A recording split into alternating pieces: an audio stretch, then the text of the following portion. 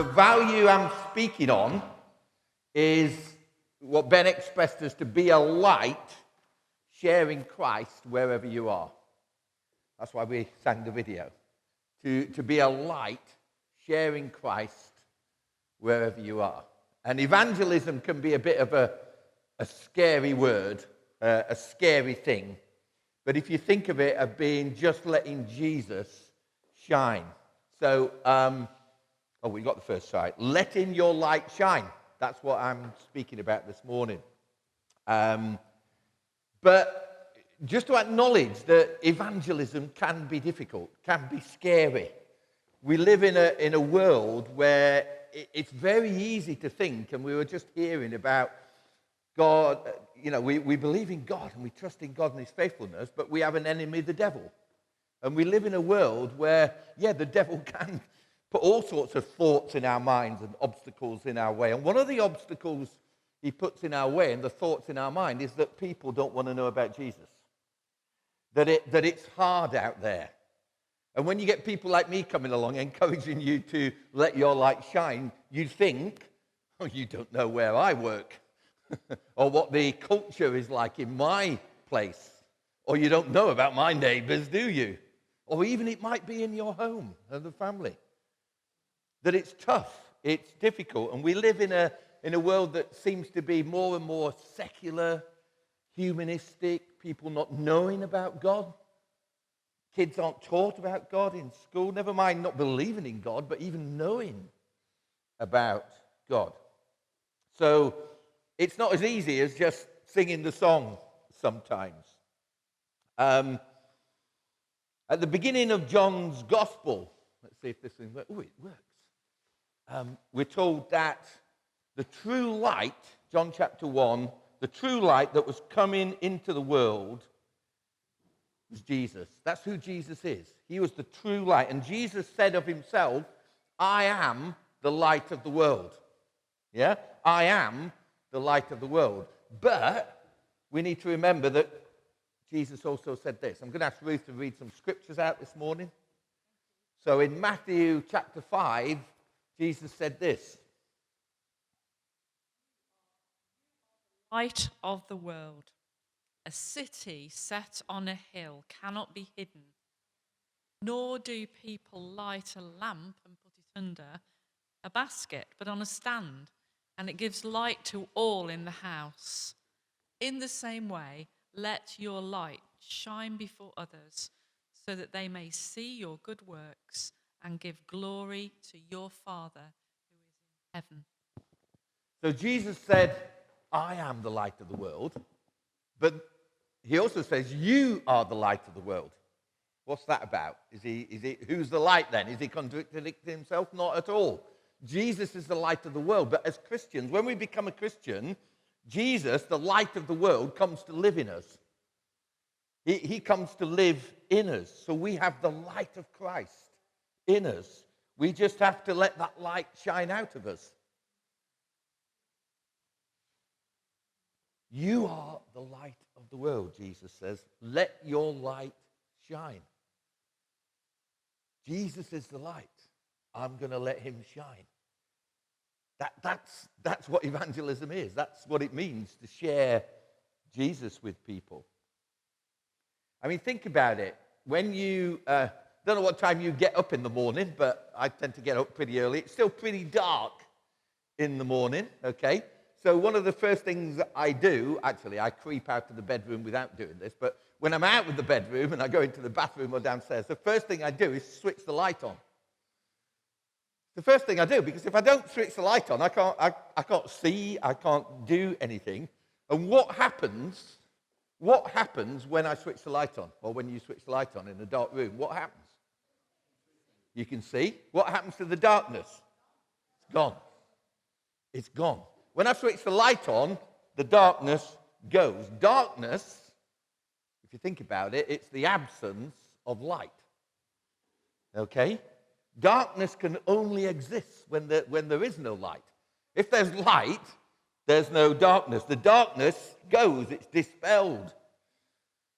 So it doesn't matter how dark or difficult or the rooms, or the places that you walk in, or the life that you live, the situations that you are in. It doesn't matter. Many of you are quite happy living in dark places with dark things happening, difficult things happening that I would have no experience of at all. But what I do know is that you have the light of Christ in you. And therefore, when you walk into those places and those things, darkness has to go. Darkness has to go. Now, you may feel, well, it doesn't seem to. Well, that's perhaps because you're not looking with the eyes of faith. As you walk into that situation and into that place, into that dark place, darkness has to go because you have the light of Christ. Jesus is the light. I'm going to let him shine. So in our Bibles, there's lots of different ways that Paul expresses this. You see, light makes a difference in the darkness. Paul, the apostle, he uses a different picture to make the same point. Ruth, could you read just 2 Corinthians 5, verse 17 to 20 for us?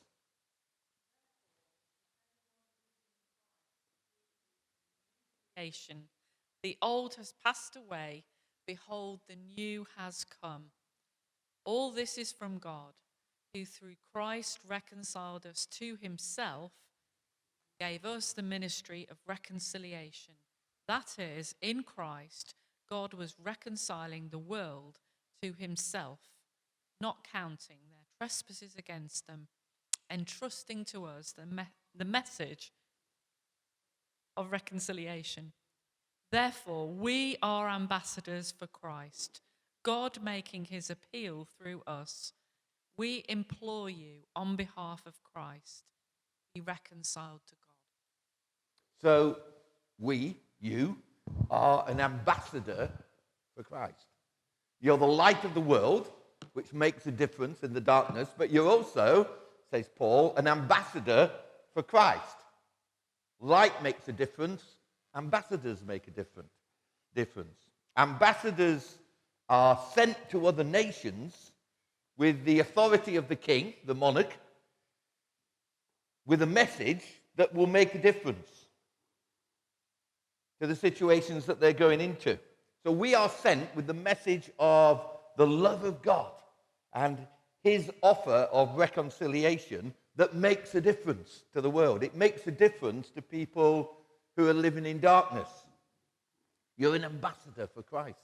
You're the light of the world. Now, we're going to look in a few moments about how we can, some practical ways that we can start to do that. But as Ben said, Ruth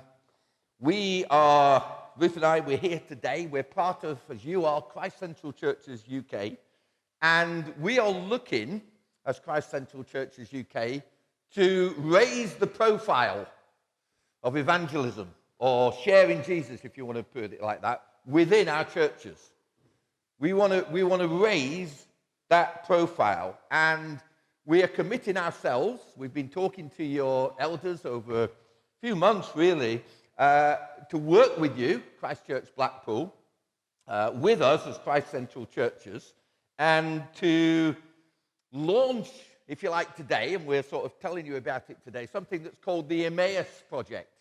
So you may remember that when Jesus is raised from the dead, he was a couple of disciples on the day that Jesus was raised from the dead. He was walking on the road to Emmaus from Jerusalem, and he came alongside a couple of Jesus' disciples. And during that time, Jesus helped those disciples to come to terms with what had happened and their mission, that Jesus is alive. Well, we want to come alongside you as Christ Church Blackpool and help you with this mission to make Jesus known, to share Jesus. And the end result is that people are going to come in and find Jesus. We've not been here for a few months. Ruth said to me, there's more people here. There's more people here this morning than when we last came here. I'm in faith that the next time we come, there's going to be more people here. And the time after that, there's going to be more people here. And you're going to have to get more chairs out and make more tea and coffee. And get more biscuits. I love the biscuits, by the way. So we've been, as I said, we've been talking with your elders, and this thing, you don't have to worry about the detail of, we're calling it the Emmaus Project. It's a partnership with you guys, with Christ Central Churches and the evangelism team that we've got, and also a charity called Share Jesus International, which is a national charity. A friend of mine, Andy Frost, leads that. And the thing that they do really well is they produce resources like this. Lots of them, different resources that we can call in from them to help over a 2-year period. And that's what we're hoping, that over a couple of years, we're just going to work with you to share evangelism and increase the profile of evangelism in the church. So who's already done their questionnaire? Well done. If you haven't done it yet, as Ben said, if you could do that, I think it's online, is it, Ben? You've got the details, do that, send that back in. If you're struggling with that, if you need a paper copy to do that, pen and paper, that would be me, okay? I'm not making an online service. Ask Ben, he'll give you one. I'm sure he can sort that out. But we really would like just get a feeling from you where you all are, and where we are as a church in terms of sharing our faith and doing evangelism, so that over a couple of years period, we can raise that profile and see the difference that it makes when you have annoying people like me. So you're going to see me and Ruth quite a bit over the next couple of years, and others from our team as well. But enough of that. Let's make a start this morning about how we can just be a little bit more effective in terms of sharing our faith and letting our light shine. And the first thing I've already talked about, really, is make a difference. When I get up in the morning, as I said, I switch the light on, and it makes a difference. We've got Jesus in us. When we go into a room, we go into a situation, that's going to make a difference if we let him shine. And if we let him make that difference. Light makes a difference. Ambassadors make a difference. You are the light of the world. I want to encourage you to be mad. And be madder. Where mad is M-A-D. Make a difference. All right? Have that attitude about you. I've got Jesus in me. I'm going to make a difference. Or he's going to make a difference. I just have to walk into that situation. Let him make a difference. My friend, he is a friend really, although he's in a bit different world than I am. J. John, some of you will have heard about J. John. He talks about the impact that we make as Christians when he says that some people become Christians because they meet a Christian. And some people don't become Christians because they meet a Christian.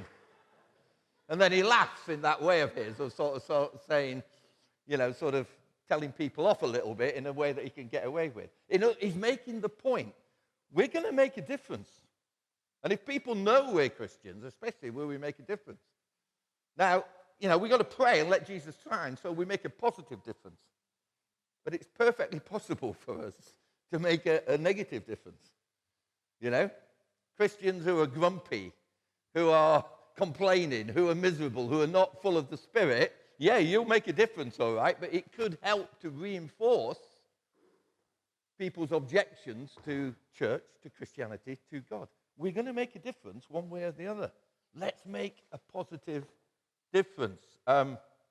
Ruth, could you read Colossians 4, verse 5? Walk in wisdom towards outsiders, making the best use of the time. Making the best use of the time. In the NIV, it says, make the most of every opportunity. Make the most of every opportunity. So as I said, this time of year, it's really dark in the mornings. Here's an idea. When you switch on the light, okay, maybe some of you don't get up until it is light, and it's going to get increasingly lighter, which is wonderful. I can't wait for the spring proper. But when you switch that light on, think, I'm the light of the world. Where do you want me to shine today, Lord? Where do you want me to shine? To let his light shine today. Or maybe you don't need to turn the light on and you see the dawn coming up. I sit in front of our dining room and I can see out over the hill a couple of miles away and see the sun comes up over the hill. We've had some wonderful dawns. And that happens slowly, more gradually over a period of time. And that's what it's like sometimes to let our light shine over a period of time, to make a difference over a period of time. Think as you see the dawn coming up, where are you bringing the light of Christ to shine over a period of time? Is it in the workplace? Is it where you work? Is it perhaps in your home? Is it perhaps at the school gates as you drop the kids off or pick them up? Is it down your street or where is it? Where do you want me to shine, Lord, over a period of time? So get a bit mad, okay? Be madder. Make a difference. Secondly, model godly character. Letting our light shine, it's not always about speaking. Sometimes we can get terribly nervous about speaking about Jesus. J. John again says that many Christians are like Arctic rivers frozen at the mouth. And I think it's true. We find it difficult sometimes to speak to people about Jesus. Well, good news. It's not all about speaking, okay? It's about listening. Sometimes, many times. God gave us a clue. I have to continually learn this lesson for myself repeatedly. God gave us a clue, I think, when he gave us 2 ears and 1 mouth. Letting his light shine often starts with listening. Listening to people. Finding out about people. What is it that they're going through? How can I pray for them? Whether they know I'm praying or not. How can I shine for Jesus in this situation? Often starts with listening and then modeling godly character. Ruth, could you read Galatians 5, verse 22 and 23? But the fruit of the Spirit is love, joy, peace, patience, kindness, goodness, faithfulness, gentleness, self-control. Against such things there is no law. The fruit of the Spirit. Shining for Jesus happens when we love people with a level of love, an exceptional level of love that can only come from God and from being filled with his Spirit. When we love people. Shining for Jesus happens when we're so full of the joy of the Lord that it perhaps causes people to react and comment. Because people see the difference it makes to have Jesus in our lives.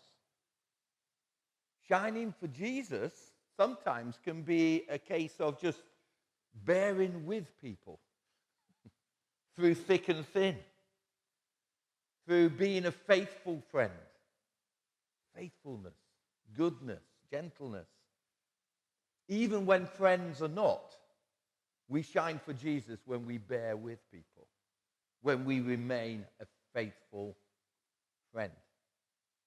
I've heard so many stories, testimonies over the years in different churches when people have become Christians, often when they get baptized. And somewhere in that story, pretty early on, it starts with, this person, so-and-so, was a faithful friend. They may not put it like that, but they talk about a Christian who has stood with them and been there for them. That's often the starting point on people's journey. So shining for Jesus is often about just bearing with people and being a faithful friend.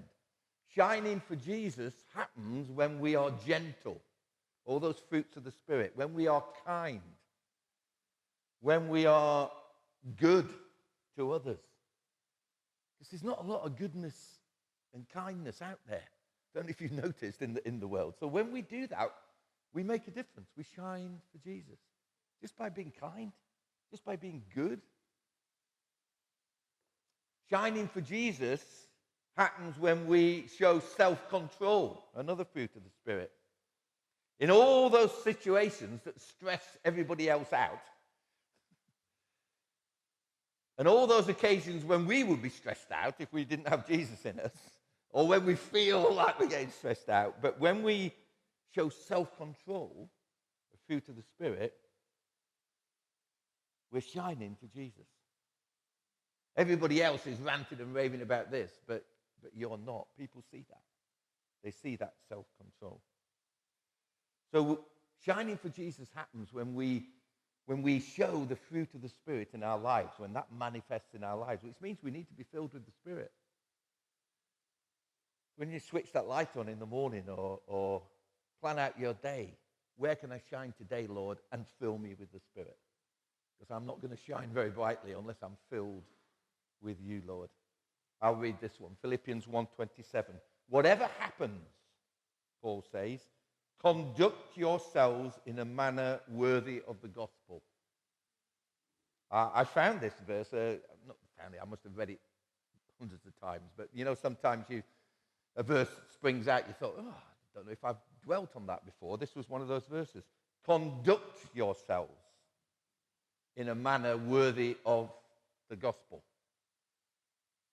And there's a lot of commands and instructions in the New Testament. That's a command. Conduct yourselves. Do it. Conduct yourselves. See, because Paul knows if you conduct yourselves in this manner, you'll be shining for Jesus in all sorts of situations. So be mad, make a difference. Be filled with the Spirit and model godly character. Thirdly, mold the culture, minister grace. I'm making these titles up so they all start with M. Oh, you may have noticed this, okay? Mold the culture, minister grace. What do I mean there? Ruth, could you read Romans 12, verse 1 and 2 for us? I appeal to you, therefore, brothers, by the mercies of God, to present your bodies as a living sacrifice, holy and acceptable to God, which is your spiritual worship. Do not be conformed to this world, but be transformed by the renewal of your mind, that by testing you may discern what is the will of God, what is good and acceptable and perfect. Do not conform to this world, Paul says. In the NIV, it says, do not conform to the pattern of this world. And you could replace the word pattern with culture. That's the in word for our day, okay? Do not conform, Paul says, to the culture of this world. We're forever being told about the culture, okay? The culture we live in. We're told that we live in a post-Christian world or culture. The secular culture, the cancel culture, the woke culture, the Me Too culture, the I am what I want to be culture. Don't you dare tell me what I am culture. And the God is I want, is what I want God to be culture. Those are some of the things. They might not be phrased quite like that, but that's the world, that's the culture that we live in. And again, we can get all these messages, thoughts coming into our head. How the heck do I compete with all that? Well, Paul says you compete by do not conform. Don't conform to the prevailing culture. Because the prevailing culture is the culture of darkness. Doesn't matter how it's worded, do not conform, Paul says. Instead, be transformed, he goes on to say in that passage, by the renewing of your minds. Be transformed in your thinking because you're the light of the world. You've got Christ in you. None of those cultures can stand against Jesus, and they will not stand. They might put up a fight. I'm not saying you're going to walk into work tomorrow morning or wherever you go and just be so good and so nice that everybody's going to fall on their feet and fall on their knees and say, how do I become a Christian? No, it's not going to be quite, well, I don't know, maybe it will be. But do not not conform. Instead, we are to mold the culture around us by ministering grace, so that the culture around us starts to change. We're to mold the culture, seek to change the culture. As we shine for Jesus, so the darkness from the culture retreats. Has to. Every place we go, every place has got a prevailing culture, and the temptation is for us as Christians to go along with it, to conform to the rules. Oh, nobody does this here, so I can't do that either. No one does that, so I can't do that. It's easier sometimes not to rock the boat. And it's easier for us to come to the place, the church, on a Sunday, or midweek in a life group or a prayer meeting, or meet with Christian friends. It's easier to come to a place where everybody agrees with our culture, and we have this Christian culture. And it's a wonderful culture to be part of. But we're not called to stay in this culture. We're called to shine for Jesus in the world around us. How do we go about changing the culture? Well, there's a myriad of ways, and I pray that you will find ways, and God will give you ways to do that. Just some thoughts and some things that when I was writing this the other day, I was thinking of. When I used to work, do a proper job for a living, I used to work for a government agency called the Sports Council, okay? We were promoting sport all over the place. I now promote Jesus. It's much better. But we used to promote sport. And I just worked in an office, really. Lots of phone calls, lots of people doing emails, whatever. And quite frequently at one point, you know, I would be in an office. There'd be loads of people in the office, a dozen people sometimes. Someone would have a phone call. And I'd hear them on the phone, and often they'd put the phone down. Now, I'm going to say some things here. I don't want to offend anybody. This is what other people were saying, okay? But they would put the phone call and say, oh, God, you know, expressing the fact that that was a terrible conversation, or even, forgive me, if I don't want to offend anybody with this, they would use the word of Christ almost as an expletive. So it would be, oh, Jesus Christ, you know? And it would be used in that way. So, and I thought, what? Yeah.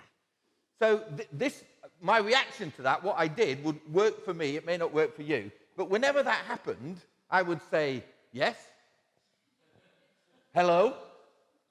And I'd get these weird looks. You know, what? Well, yeah, you called out to God, and I've got God in me, so I'm saying, can I help? You know? And they would give me these weird looks, you know, as if, what is this guy on? But I resolved to do it.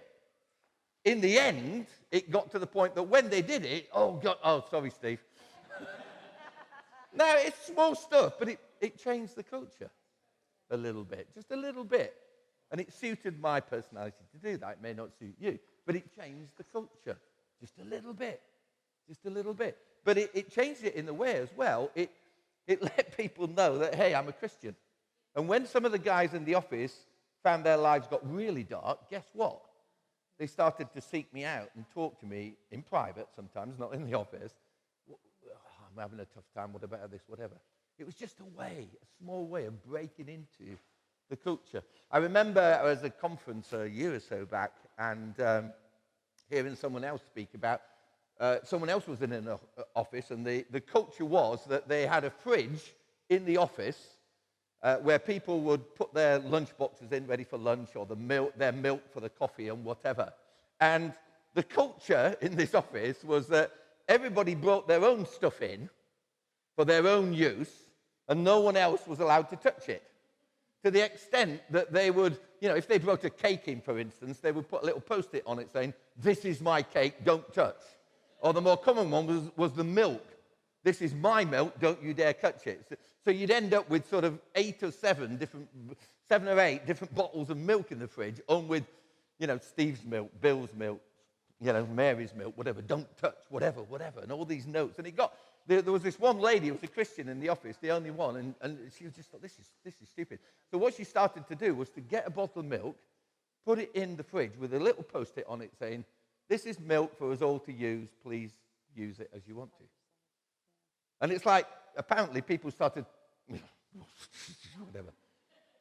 But she used to do that faithfully whenever the milk got to the bottom. Some people would use it, other people would not use it. She would put another bottle of milk in there. And then, people she noticed that on birthdays, one of the ladies thought, she brought a cake in and she put a little post-it in the fridge. Oh, it's my birthday. Nobody even knew it was a birthday. That was a coach of the office. I brought a cake in, please help yourself. And then other people would, I've got some soup left over. I've got too much today. If anybody would like to share my soup, little post-it in there. She went on holiday for a couple of weeks. And apparently while she was away, someone else in the office took it upon themselves to bring the communal milk.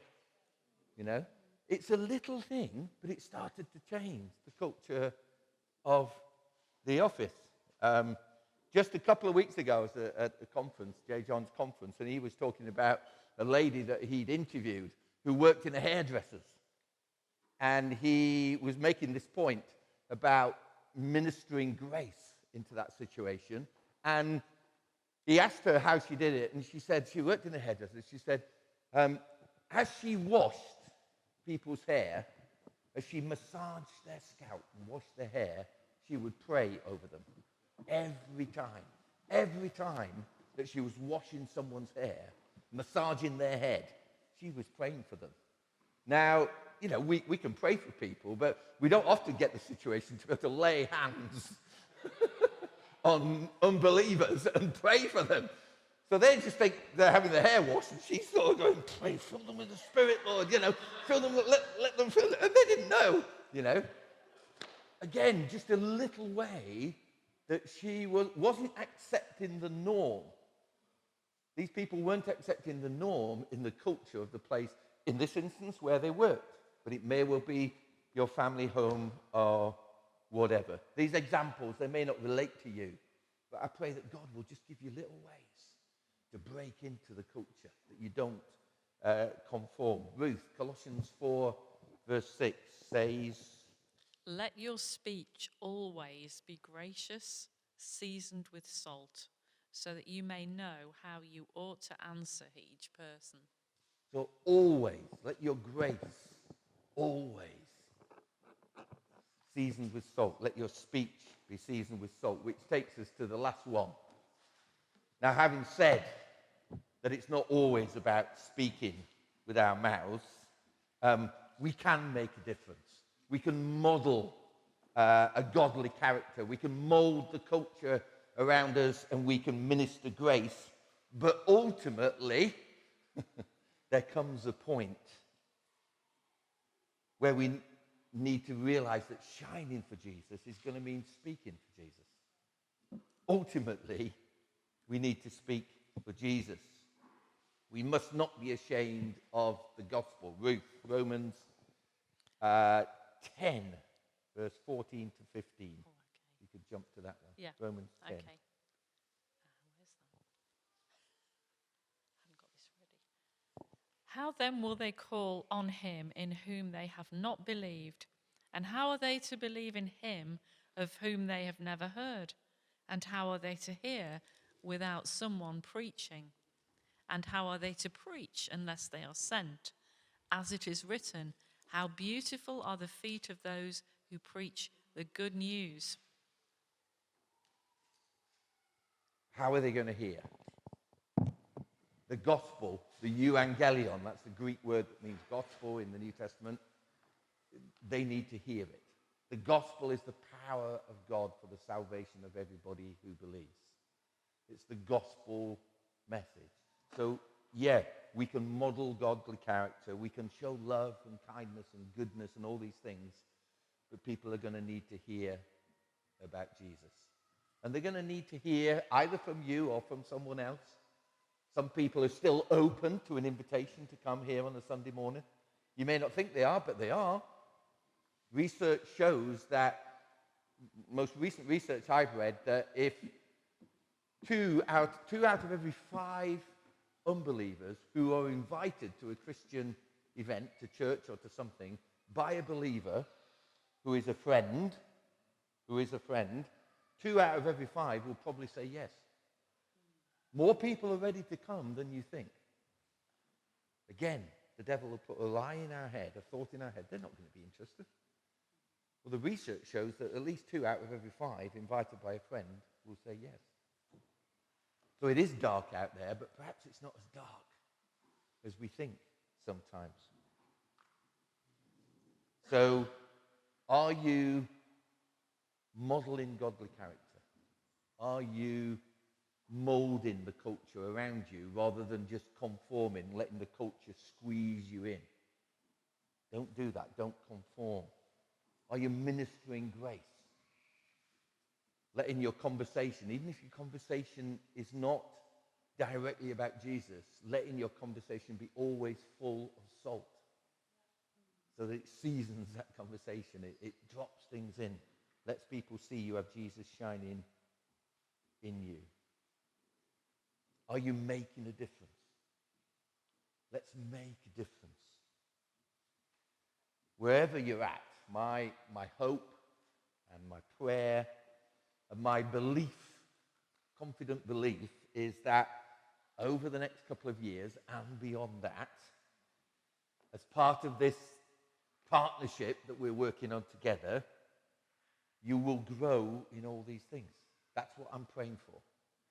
That you and we, I want to be part of you in this, grow in godly character, that we grow in changing the culture around us rather than letting the culture make us conform.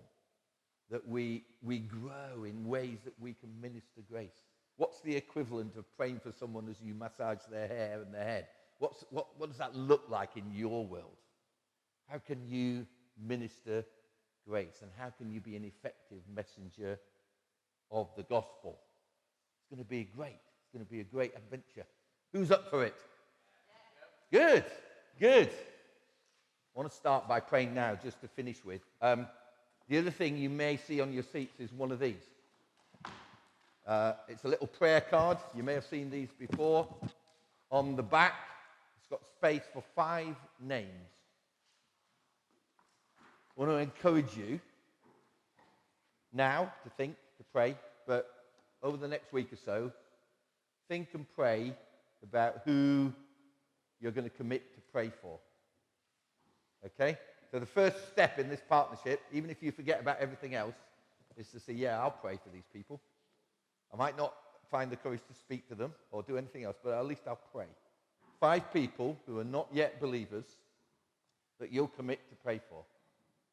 And I believe if you do that, we'll see things happen. I believe that next time Ruth and I come, which hopefully won't be very long, we'll hear some stories.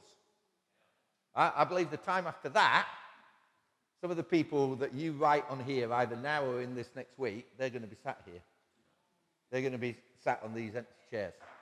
Okay, I believe that. I really, really do believe that. So let's start by, let's just pray right now, just to finish with. Lord, thank you for today. I thank you for this church, Lord. I thank you that you are here. What a wonderful time of worship being in your presence. Lord, that we know your presence here. We know your presence in our lives. Lord, help us to be as confident of your presence in our lives out there as we are here on a Sunday morning. Lord, we pray that your light would shine out of us, Lord, in every situation we are in. And I pray for my brothers and sisters here. Father, I pray you would just give them in their minds right now the names of those people you would have them pray for. And they would faithfully commit just to pray for these people each day, each week, whenever, Lord. I pray these cards would be something that would just be used, Lord, perhaps kept in Bibles, Lord, perhaps in a prominent place, in a home. Lord, just a commitment to pray. And Lord, thank you that you hear our prayers. Thank you, Lord, that every name being thought of right now, you love these people. These people who don't yet know you. Lord, let faith rise that they will know you. They will come to know you. In Jesus' name. Amen.